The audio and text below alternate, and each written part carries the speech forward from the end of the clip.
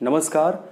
तो आज के इस लेक्चर में हम लोग डिस्कस करने वाले हैं 2016 का डीएलएड सेकेंड सेमेस्टर का विज्ञान का प्रश्न पत्र और हम जानेंगे कि 2016 में किस प्रकार से वस्तुनिष्ठ प्रकार के क्वेश्चंस पूछे गए थे। कभी कभी ऐसा होता है कि क्वेश्चंस जो पिछले वर्षों में पूछे गए थे वो रिपीट होते रहते हैं। तो इस लेक्चर से आपको बहुत लाभ मिलने वाला है, क्योंकि हम 5 क्वेश्चंस को तो सॉल्व करेंगे ही, लेकिन उसके अलावा हम बहुत सी ऐसी इन्फॉर्मेशन भी देंगे जो आने वाले एग्जाम्स में हेल्पफुल हो सकती है। तो आप लोग पूरा इस वीडियो को देखें। तो सबसे पहला क्वेश्चन पूछा गया था एलिजा के बारे में। आपको बताना था कि जो एलिजा टेस्ट है, एलिजा जो परीक्षण है, वो किस चीज़ के लिए, कौन सी बीमारी के लिए परफॉर्म किया जाता है।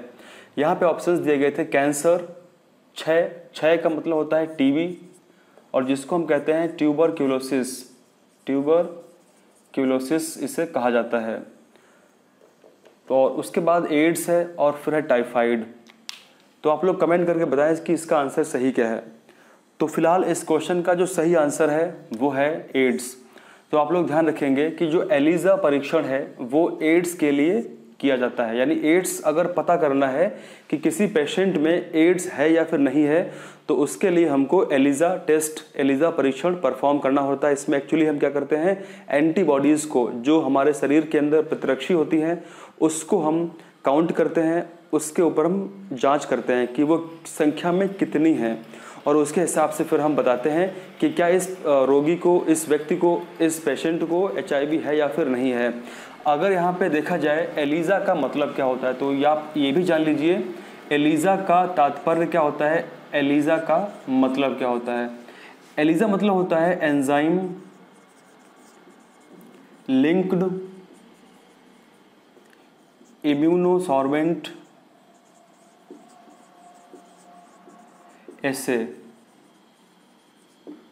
तो अगर आपसे क्वेश्चन पूछता है कि एलिजा का मतलब क्या होता है, आप लोग क्या बताएंगे, एंजाइम लिंक्ड इम्यूनोसॉर्बेंट एसे। एक प्रकार का एसे होता है, लैब में कल्चर होता है जिसमें हम लोग एंटीबॉडीज को समझते हैं, जानते हैं डॉक्टर्स।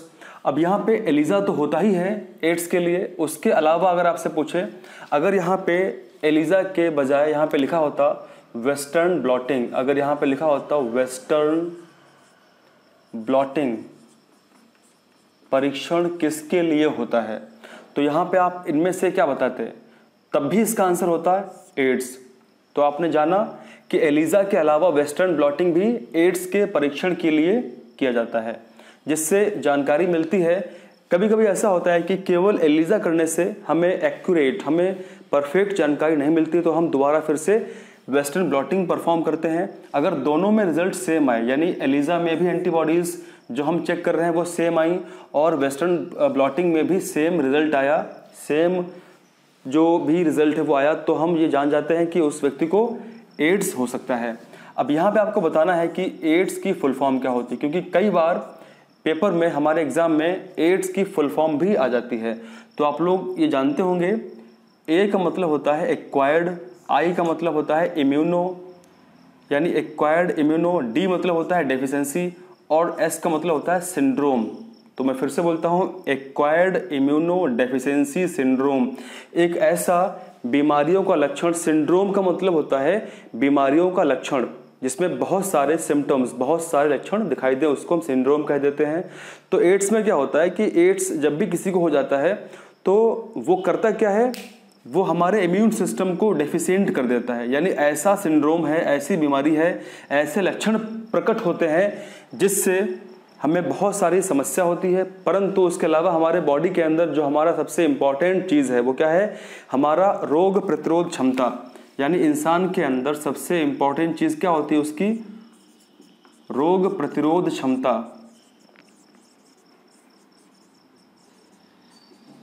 ये खत्म कर देता है। तो जब भी किसी को HIV होगा, एड्स होगा, वो क्या करेगा, इंसान के अंदर की जो इम्यून सिस्टम है, रोग प्रतिरोध क्षमता है, यानी रोगों से लड़ने की क्षमता जो है उसको वो खत्म कर देता है। और इस केस में क्या होता है कि जब भी किसी व्यक्ति को कोई भी बीमारी अगर होगी, अगर कोई HIV का पेशेंट है, उसको कोई और बीमारी अगर हो जाएगी तो वो उस बीमारी से मर जाएगा। HIV से नहीं, लेकिन उस बीमारी से मर जाएगा, क्योंकि उसके बॉडी के अंदर रोगों से फाइट करने की क्षमता ही खत्म हो गई है।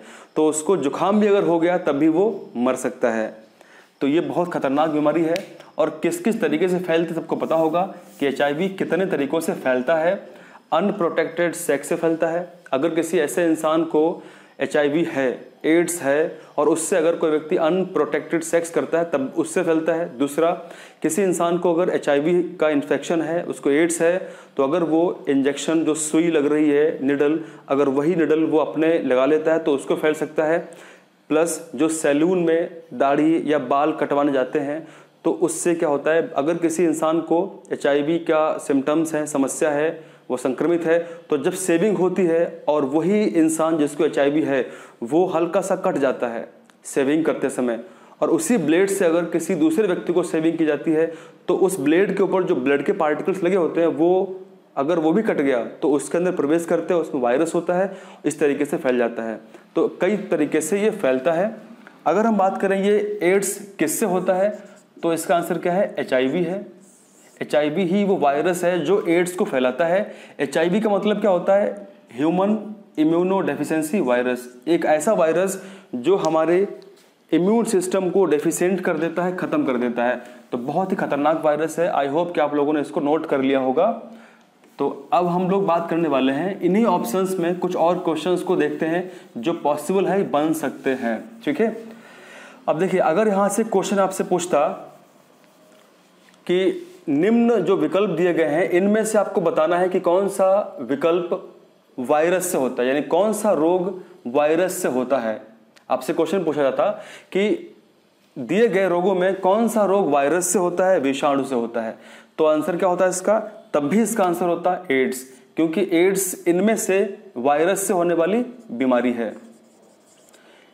क्षय रोग किससे होता है, बैक्टीरिया से होता है, जिसको हिंदी में हम जीवाणु कहते हैं, इसको जीवाणु कहा जाता है। और टाइफाइड भी किससे होता है, बैक्टीरिया से होता है। ठीक है, और जो कैंसर है ये किससे होता है, ये हमारे DNA के अंदर, अगर हमारे DNA में अगर कोई भी गलती हो गई तो उससे जो गलत प्रोटीन बनती है तो उससे होता है। इसका मतलब कि अगर हम मोटा मोटा समझें, कैंसर में क्या होता है, जो हमारे शरीर की जो कोशिकाएं होती हैं, ठीक है, जो कोशिका होती है इसकी बहुत ज़्यादा मात्रा में एक्सेसिव ग्रोथ, बहुत ज़्यादा मात्रा में इसकी वृद्धि होना शुरू होती है, उसी को हम कैंसर कहते हैं। जो खासकर किससे होता है, जो होता है तंबाकू से। किससे होता है, तंबाकू से होता है, सिगरेट से होता है।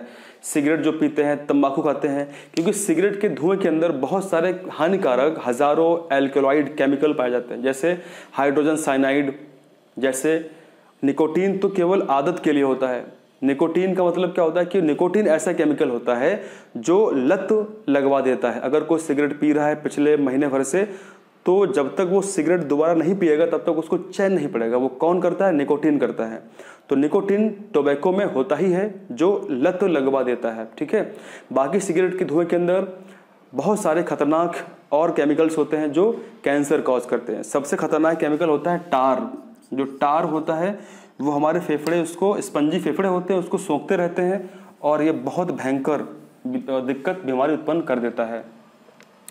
अब यहाँ पे अगर आपसे क्वेश्चन और पूछा जाता कि इनमें से जो विडाल टेस्ट है, अगर आपसे क्वेश्चन पूछता कि दिए गए विकल्पों में विडाल जो टेस्ट है, विडाल परीक्षण किस रोग में होता है, तो अगर ऐसा पूछा जाता कि विडाल परीक्षण किस रोग में होता है तो इसका सही आंसर क्या होता है, टाइफाइड।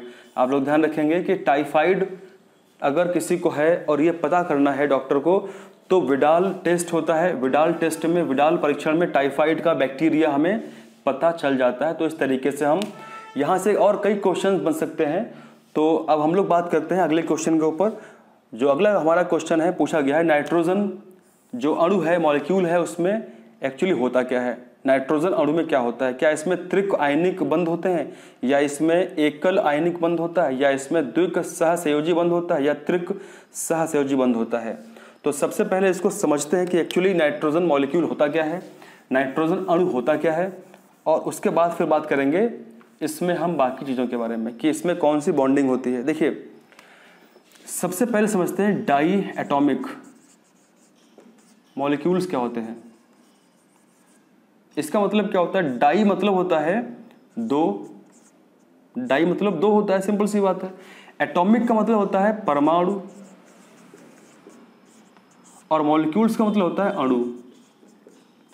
तो इसका मतलब क्या है कि 2 परमाणु अणु, यानी ऐसे बहुत सारे मॉलिक्यूल्स हमारे पास हैं, बहुत सारे ऐसे एलिमेंट हैं, ऐसे कई हमारे पास तत्व हैं जो हमारी आवर्त सारणी में हैं, जो कैसे हैं, जो डायटॉमिक मॉलिक्यूल्स होते हैं एक्चुअली, यानी जो 2 परमाणु से मिलकर के बने होते हैं। जैसे अगर मैं आपसे क्वेश्चन पूछूं, हाइड्रोजन हमारी आवर्त सारणी में जिसका एटॉमिक नंबर 1 है, जिसका परमाणु क्रमांक 1 है, हाइड्रोजन है, तो हाइड्रोजन कैसा अणु है? क्या ये डाई एटॉमिक मॉलिक्यूल है, यानी 2 परमाणु अणु है, या फिर ये 1 परमाणु अणु है? इसका मतलब सिंपल सी बात है कि हाइड्रोजन को हमेशा हम कैसे लिखते हैं? H2 लिखते हैं, ठीक है। इसको हम केवल H नहीं लिखते हैं, अगर H लिखा हुआ है तो गलत है, क्योंकि ये डाई एटॉमिक मॉलिक्यूल है, ठीक है। इसका मतलब कि इसके अंदर 2 हाइड्रोजन के परमाणु हैं, आपस में जुड़े रहते हैं, तो इसीलिए इसको बोलते हैं कि डायटॉमिक मॉलिक्यूल है। इसी प्रकार अगर हम यहाँ पे देखें नाइट्रोजन के बारे में, तो जो नाइट्रोजन है वो भी कैसा होता है? वो भी N2 होता है। इसका मतलब नाइट्रोजन भी कैसा है? डायटॉमिक मॉलिक्यूल है। इसमें भी नाइट्रोजन के 2 एटम्स हैं जो आपस में जुड़े रहते हैं, बॉन्ड के द्वारा आपस में जुड़े रहते हैं, ठीक है। तो इस तरीके से ऐसे बहुत सारे और भी हमारे पास में मॉलिक्यूल्स हैं जो डायटॉमिक होते हैं, जिनमें 2 परमाणु पाए जाते हैं। आपको पता है hydrogen, helium, lithium, beryllium, boron, carbon और नाइट्रोजन, ये किस नंबर पे आता है हमारी आवर्त सारणी में? नाइट्रोजन जो है वो हमारी आवर्त सारणी में 7वें नंबर पे आता है। तो इसका एटॉमिक नंबर क्या है? इसका परमाणु क्रमांक क्या है?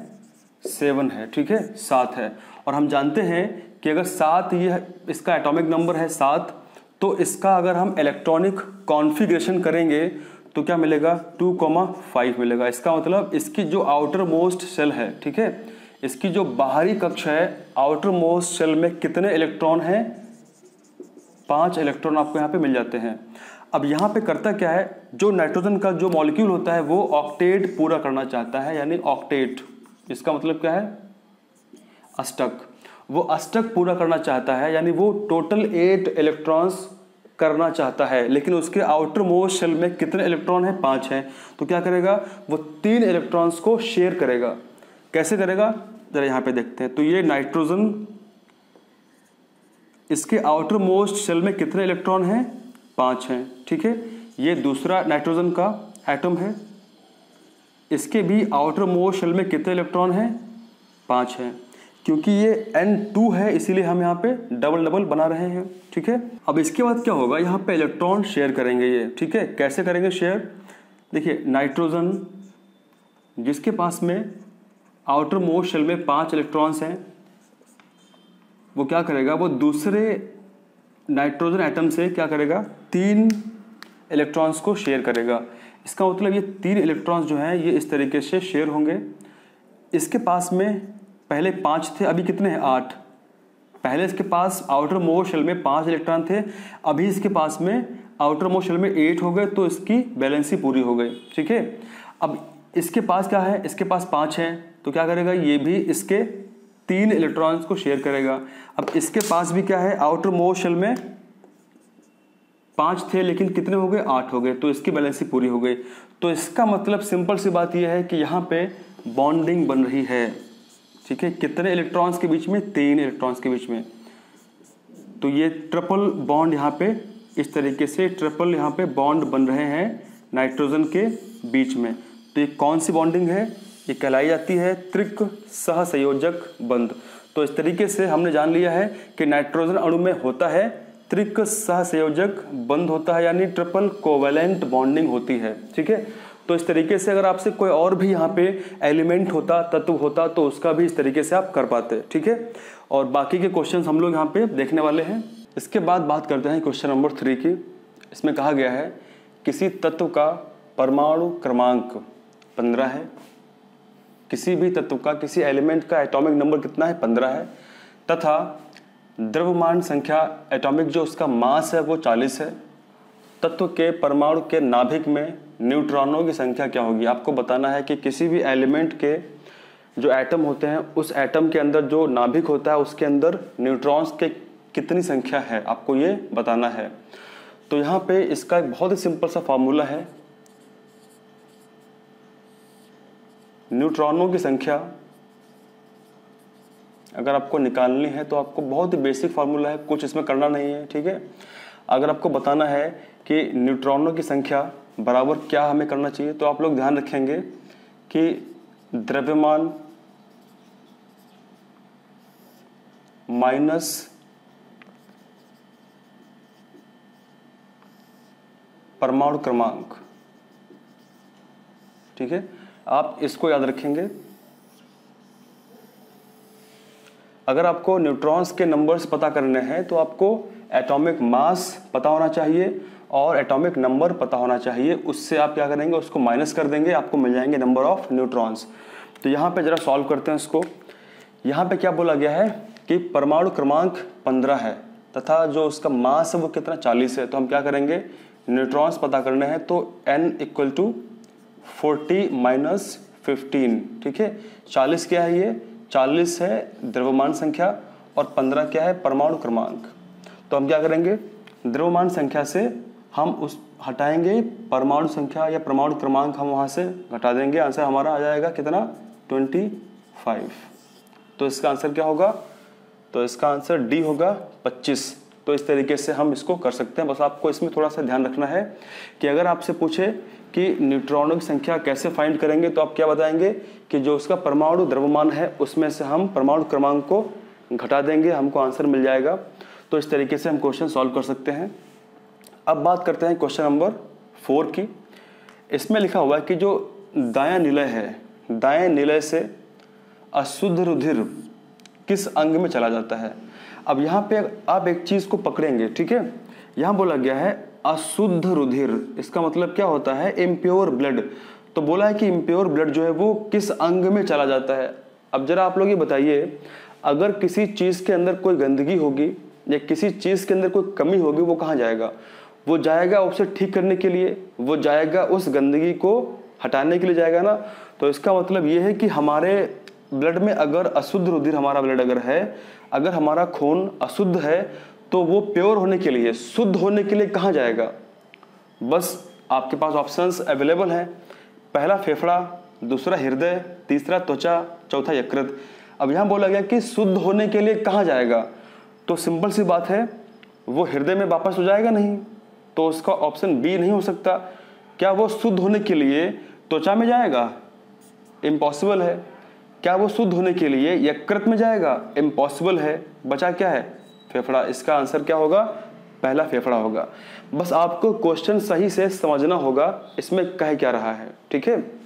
अब जरा इसको हम समझ लेते हैं सही तरीके से कि एक्चुअली होता क्या है। अब देखिए, हमारे वायुमंडल में जो हमारे लिए सबसे महत्वपूर्ण गैस है वो कौन सी गैस है, वो गैस है ऑक्सीजन। अब इसको थोड़ा सा बड़ा हम यहाँ पे ड्रॉ करते हैं, बनाते, ताकि आप लोग समझ पाएं पूर्ण रूप से, ठीक है। इस क्वेश्चन को हम समझ चुके हैं, इसका आंसर क्या होगा, फेफड़ा होगा। अब फेफड़ा कैसे होगा, जरा इसको हम सही तरीके से समझने का प्रयास करते हैं, ताकि बाकी क्वेश्चंस अगर पूछे जाएंगे इस टॉपिक से तो आप लोग इस वीडियो के माध्यम से उन सभी क्वेश्चंस को सॉल्व कर पाएंगे, हल कर पाएंगे। तो यहाँ पे आप लोग बहुत ही शांति से समझिएगा एक एक पॉइंट को। वायुमंडल में, ठीक है, हमारे लिए सबसे महत्वपूर्ण गैस कौन सी है, तो आप बोलेंगे सर ऑक्सीजन है, O2 है। क्लियर है। O2 जैसे ही हम सांस लेते हैं तो O2 क्या करती है, हमारे फेफड़े में जिसको हम लंग्स कहते हैं, हमारे फेफड़े में लंग्स में प्रवेश कर जाती है। फेफड़े से जो O2 है वो प्रवेश करती कहाँ पे है, फेफड़े से जो O2 है वो प्रवेश करती है हमारे रुधिर में। और जैसे ही हमारे रुधिर में O2 प्रवेश करती है, मिलती है, जैसे ही हमारे रुधिर के साथ में O2 मिलती है तो रुधिर कैसा हो जाता है, रुधिर शुद्ध हो जाता है, ठीक है। अब यहाँ पे आप एक एक चीज को समझना, जैसे ही हमारे फेफड़े से हमारे रुधिर में, रक्त में O2 मिली, रुधिर कैसा हो गया, शुद्ध हो गया। अब हमारे जो शुद्ध रुधिर हमारा जो है वो कहाँ जाएगा, वो शुद्ध रुधिर हमारा हृदय में जाएगा, ठीक है, हमारा हृदय में जाएगा, हार्ट में जाएगा। और हमारे हार्ट में वो कहाँ जाएगा, तो यहाँ पे आप लोग ध्यान रखेंगे, कि यहाँ पे हमारा जो हार्ट है, यहाँ पे बायां अलिंद होगा और उसके नीचे क्या होगा, बायां निलय होगा। क्योंकि हम जानते हैं जो अलिंद होता है वो कहाँ पे होता है, ऊपर होता है। ये वाला पार्ट जो होगा ये अलिंद होगा और जो ये वाले पार्ट हैं ये दोनों निलय होंगे। ठीक है, ये दोनों अलिंद होंगे, दोनों ये निलय होंगे। तो इस तरीके से रुधिर जो है वो सबसे पहले कहाँ जाएगा, जो शुद्ध रक्त है वो सबसे पहले कहाँ जाएगा, सबसे पहले वो प्रवेश करेगा बाएं अलिंद में, और बाएं अलिंद से फिर वो कहाँ प्रवेश करेगा, फिर प्रवेश करेगा वो बाएं निलय में। तो बाएं अलिंद में कैसा ब्लड पहुंचा है, शुद्ध, और बाएं निलय में कैसा पहुंच चुका है, शुद्ध पहुंच चुका है। अब जो हमारा निलय है, बायां निलय, वो क्या करेगा, उस रक्त को शरीर में भेजेगा। ठीक है, संपूर्ण शरीर में वो रक्त भेजा जाएगा। तो जो संपूर्ण शरीर में रक्त जाएगा वो कहां से जाएगा, वो जाएगा बाएं निलय से। अब यहां पे क्वेश्चन आता है कि बाएं निलय से संपूर्ण शरीर में रक्त को कौन ले जाएगा, तो इसका आंसर है धमनियां। तो इसका आंसर क्या होगा, जितनी भी हमारे शरीर में धमनियां मतलब आर्टरीज जो भी होती हैं वो क्या करती हैं, वो प्योर ब्लड को, शुद्ध रक्त को बाएं निलय से संपूर्ण शरीर में ले जाती हैं। अब यहाँ पे जैसे ही हमारे संपूर्ण शरीर में रक्त पहुंच चुका है शुद्ध, और शुद्ध रक्त में क्या है, ऑक्सीजन है, तो हमारे जितने भी टिश्यूज हैं, जितने हमारे बॉडी में ऊतक हैं, वो क्या करेंगे, वो उस शुद्ध रक्त में से जो ऑक्सीजन है उसको यूज कर लेंगे, और फिर क्या होगा, हमारे उस ब्लड में O2 की मात्रा कम होगी और बदले में जो CO2 है उसकी मात्रा अधिक हो जाएगी। तो जैसे जैसे CO2 की मात्रा बढ़ेगी वैसे वैसे क्या होगा, हमारा रक्त अशुद्ध होना शुरू हो जाएगा। तो जो संपूर्ण शरीर से जो रक्त पहुंचेगा, अशुद्ध वाला जो रक्त पहुंचेगा, वो कहाँ पहुंचेगा, वो पहुंचेगा, अब यहाँ पे आप लोग ध्यान रखेंगे कहाँ पहुंचेगा, वो पहुंचेगा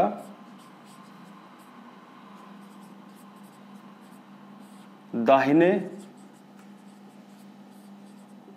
वो पहुंचेगा दाहिने अलिंद में, और उसके बाद फिर पहुंचेगा दाहिने निलय में।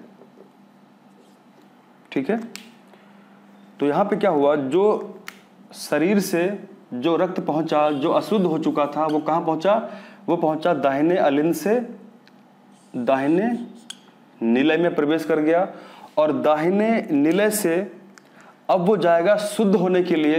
तो दाहिने निलय से शुद्ध होने के लिए वो कहाँ जाएगा, वो जाएगा फिर से कहाँ पे, फेफड़े के अंदर जाएगा, और जैसे ही फेफड़े के पास पहुंचेगा तो उस रक्त में जो CO2 होगी वो एटमॉस्फेयर में, वायुमंडल में बाहर निकल जाएगी, और बदले में जब सांस हम लेते हैं तो फिर क्या प्रवेश करती है, O2 फिर से प्रवेश करेगी, और ये साइकिल चलती रहती है। तो इसको हमने बहुत ही आसान तरीके से समझ लिया है।